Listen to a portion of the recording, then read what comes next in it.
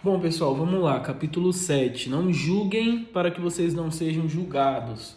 Cara, não pare somente nessa parte. Continua lendo o texto até o final, porque aí a gente vai conseguir entender que, na verdade, o problema não está, de fato, no julgar em si. Ou existe um problema muito grande no julgar da forma errada. Por quê? Porque se a gente for continuar lendo o texto, a gente vai perceber que existe um conselho aqui. Que conselho é esse? Antes de tirar o cisco que está no olho do seu irmão, tira a trave que está no seu. Então, quer dizer o quê? Que você pode sim querer tirar o cisco do olho que está no seu irmão, você só não pode fazer isso com a trave no seu olho. O que Jesus está dizendo aqui é: resolve primeiro o seu problema e depois você vai ajudar o seu irmão a resolver o problema dele. E aqui, essa questão da ajuda e de solucionar o problema é algo muito interessante, porque logo na sequência ele vai falar assim, ó, mas não deem pérolas aos porcos.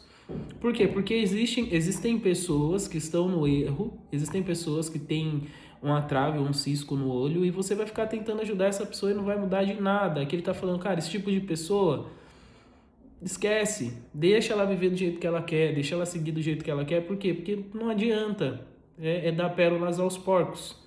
Então, você percebe que existe sim aqui uma dinâmica de ajuda, de socorro, de julgar no sentido de querer ajudar a pessoa, mas também existe um limite para fazê-lo.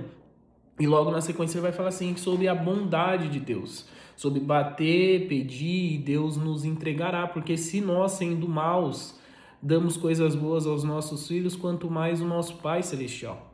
Então aqui ele está falando sobre essa compreensão de que existe um Deus no céu, que se a gente orar e pedir para Ele as coisas, e se aquilo de fato for bom para nós, Deus, com a sua bondade e amor, nos abençoará. E logo na sequência, ele vem falando sobre os dois caminhos, ou seja, só existem duas opções, não existe neutralidade.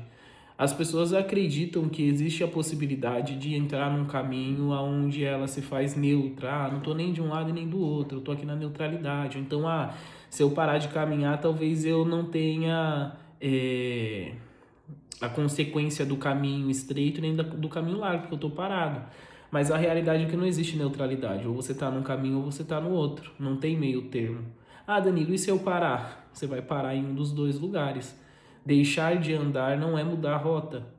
Então entenda, existem dois caminhos e você precisa se movimentar.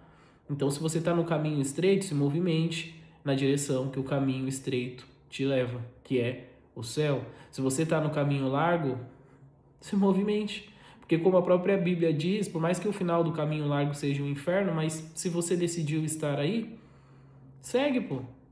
Vai caminhando, no final das contas vai terminar na condenação eterna. Esse é o fato. E a Bíblia mesmo vai dizer, se você está sujo, suje-se mais ainda. Então, se você está no caminho largo, é uma decisão sua. É a melhor decisão? Não, mas ficar parado não é mudar de rota. Então, troque o caminho se você está no largo. Vá para o caminho estreito. Siga Cristo. E na sequência, assim que ele termina, isso é muito curioso, assim que ele termina de falar sobre o caminho, ele vai falar sobre os falsos profetas. Por quê? Porque a gente precisa ter duas preocupações. Além de se preocupar em estar no caminho certo ou não, a gente precisa se preocupar também com quem está no caminho. Porque eu posso estar no caminho certo, mas guiado pelo profeta errado. Eu posso estar no caminho estreito, mas o meu pastor não ser um pastor de fato, ser um lobo vestido de ovelha. Então, ele está falando aqui sobre os falsos profetas, acautelai-vos com os falsos profetas. Por quê? Porque você pode decidir estar no caminho certo, mas sendo direcionado pela pessoa errada, isso pode custar muito caro. Logo na sequência, ele vai falar sobre o que eu acho mais bonito desse texto, que é quem entra no reino do céu. Entenda, nada do que você faz te salva. Nada do que você faz te salva. Não é porque você faz boas ações, não é porque você doa cesta básica, não é porque você ajuda morador de rua, não é porque você dá esmola para as pessoas que você é salvo. Nada disso te salvará. A moeda, se a gente for colocar dessa forma, né, de entrada para o céu, a forma de entrar no céu, não é aquilo que você faz em ação para as outras pessoas, mas sim o quanto você se relaciona com Deus. O que te leva para o céu no final das contas, é o fato de Deus te conhecer ou não. Se Jesus não sabe quem você é, se você não sabe quem é Jesus, você não irá para o céu. Se você não tem um relacionamento com Ele, você não entrará no reino, porque o reino é lugar de quem conhece a Jesus. A Bíblia vai deixar muito claro isso, que naquele dia muita gente vai chegar e vai falar: eu fiz isso, eu fiz aquilo, eu curei, eu expulsei demônio em seu nome e tudo mais. E aí Jesus vai olhar e vai falar assim: mas eu não sei quem você é.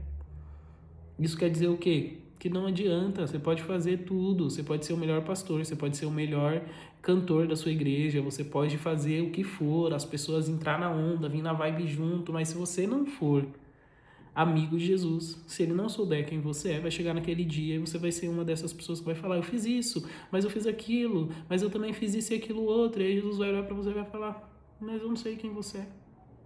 Pode ir pro lago de fogo. Pra lá. Entendeu? Então não adianta. Não adianta, não tem nada que a gente faça, nenhuma obra que a gente faça que nos salve.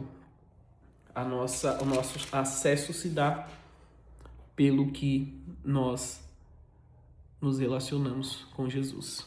Essa é a grande questão.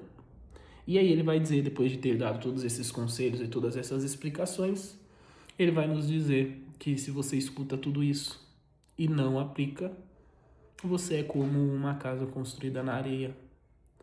Vai vir o vento e vai te derrubar. Então, para fechar essa reflexão, é isso aí. Construa a sua casa sobre a rocha.